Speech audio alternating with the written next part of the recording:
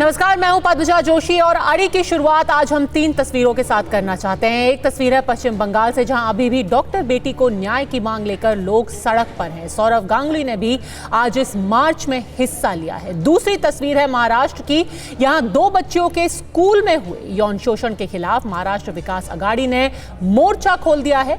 Police की ढिलाई के खिलाफ उन्होंने 24 अगस्त को महाराष्ट्र बंद का आह्वान किया है। कल महाराष्ट्र में रेलवे की पटरियों को जाम कर हुए प्रदर्शन के बाद पुलिस ने 40 प्रदर्शनकारियों को गिरफ्तार किया है और 300 के खिलाफ केस भी दर्ज कर दिया है। इस बीच पुलिस के कुछ कर्मचारियों और स्कूल के प्रिंसिपल के खिलाफ भी एक्शन लिया गया है। पर तीसरी तस्वीर एक ऐसे केस, एक ऐसी दरिंदगी से जुड़ी है जिससे आपके रोंगटे खड़े हो जाने चाहिए। पर दुर्भाग्य यह है कि आज ये हादसा किसी को याद तक नहीं है।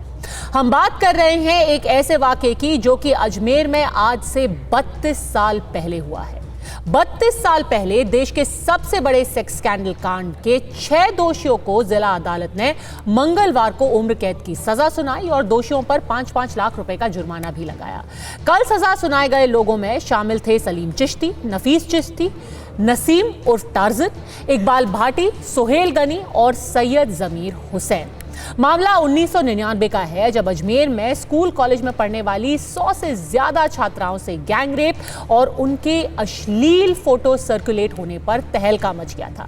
कई लड़कियों ने बदनामी के डर से सुसाइड तक कर लिया था। इसके बाद उस वक्त की भैरव सिंह सरकार ने इस मामले की जांच CID CB यानी कि क्राइम ब्रांच को सौंप दी थी। ये खुलासा एक स्थानीय पत्रकार ने किया था, जिसने दिखाया था कि कैसे इन लड़कियों की दोस्ती प्रभावशाली परिवारों के लड़कों से हुई थी। उसके बाद उन्हें आपत्तिजनक स्थिति में फिल्माया गया।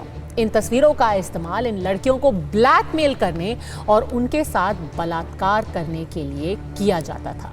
लेकिन सबसे चौंकाने वाली बात ये थी जो जांच के दौरान सामने आई।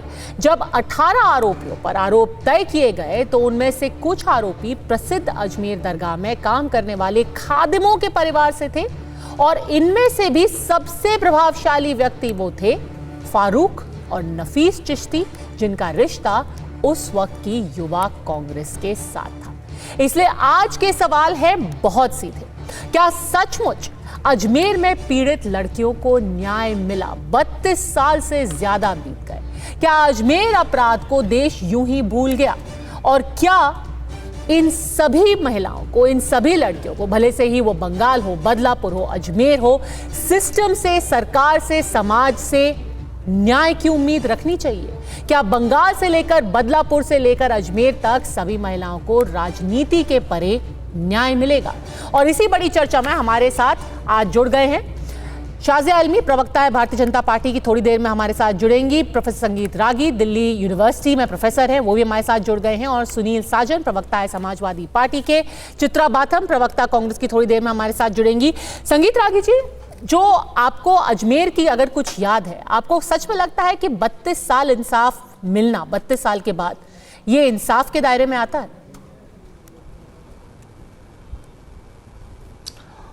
पद्मजा, सबसे पहले तो बहुत बहुत बधाई आपको अंग्रेजी टेलीविज़न से यहाँ आने के लिए और बहुत स्पष्टता से सवालों को रखने के लिए बहुत बहुत धन्यवाद आपका।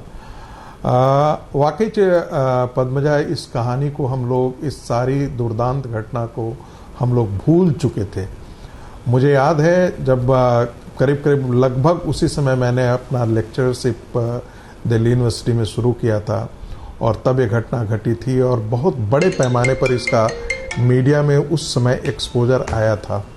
लेकिन तब वो टेलीविज़न का वो दौर नहीं था जो आज का दौर है, नहीं तो हम देखते कि उस समय किस प्रकार की भीड़ रहती है। 32 साल एक कहा जाता है कि जितना आप न्याय में देर करते हैं, न्याय के साथ आप सम्मान नहीं कर रहे हैं, आप न्याय नहीं दे रहे हैं। 32 साल किसी के न्याय देने में लग जाए, और ख़ास करके ऐसे मामलों में, तो जो परिवार इन चीज़ों को लड़ रहे हैं उन पर क्या बीतता होगा, ये सहज अनुमान लगाया जा सकता है। चाहे वो कलकत्ता का केस हो या किसी भी महिला के साथ यदि इस प्रकार की घटना घटती है तो हम तो दूर से खड़े होते हुए रोंगटे कांप जाते हैं। उस परिवार का जरा ध्यान कीजिए, उनके लोगों के, उनके भाइयों के, उनके माँ के, उनकी बहनों को, उनके परिवार के अन्य लोगों को सोचिए कि उन पर क्या गुजरता होगा जो तिल तिल करके मरते होंगे। मुझे लगता है कि कह सकते हैं कि ठीक है, निर्णय हुआ है, न्याय नहीं हुआ है। और एक तरीके से ऐसा क्यों लग रहा है कि पूरा देश भूल ही गया? आप ये सोचिए, रसूख वाले थे कि 100 से 150 परिवार थे जो पूरी तरह से बर्बाद हो गए। उस वक्त की जाने माने परिवारों से आने वाली ये लड़कियां थी, उनकी तस्वीरें। और कुछ लोग तो उस वक्त जब ये फैसला आने वाला था, तो कुछ महिलाएं जिनसे हमने ऑफ द रिकॉर्ड बात की थी, वो ये बता रही थी कि जिस स्कूल और कॉलेज की वो लड़कियां थी, कई सालों तक वो बताती ही नहीं थी कि हम इस स्कूल से हैं, क्योंकि ऐसी उसकी रेप्यूटेशन हो गई थी कि लोग कहते थे अगर वहां पढ़ने वाली है तो उसके साथ भी कुछ ना कुछ दुर्घटना तो हुई ही होगी। और इसका राजनीतिक कनेक्शन वो कितना जरूरी था? देखिए, पूरा ये मामला राजनीतिक कनेक्शन से जुड़ा हुआ था और यही कारण था। इसमें बहुत बड़े बड़े रसूख वाले लोग इसमें शामिल थे। यही कारण है कि इतना देर तक ये मामला चला भी। यदि बहुत रसूखदार लोग नहीं हुए होते तो मुझे लगता था इस मामले का निपटारा बहुत पहले हो गया होता, क्योंकि चूंकि रसूखदार लोग इस मामले में शामिल थे, इसलिए लंबे समय तक ये केस को खींचता गया। दूसरी बात, देखिए, जब इस प्रकार की घटनाएं घट जाती हैं तो निश्चित तौर पर संस्थाएं भी बदनाम होती हैं। स्कूल की बात कर लें तो स्कूल बदनाम होते हैं, कॉलेज में इस प्रकार की घटना हो जाती है तो कॉलेज बदनाम होता है। लोग उसे छुपाने की कोशिश करते हैं, लेकिन आज मुझे लगता है कि वो स्थितियां नहीं रह गई हैं। आज बहुत कुछ बदला है। लड़कियां बाहर आकर के खुल करके कह रही हैं कि उनके साथ क्या हुआ है, और वो आकर के इसका प्रतिरोध और इसका विरोध भी कर रही हैं। और इंसाफ की उम्मीद और इंसाफ की मांग हर जगह उतनी ही पुरजोर तरीके से उठना चाहिए, भले से ही वो बंगाल हो, बदलापुर हो या अजमेर हो।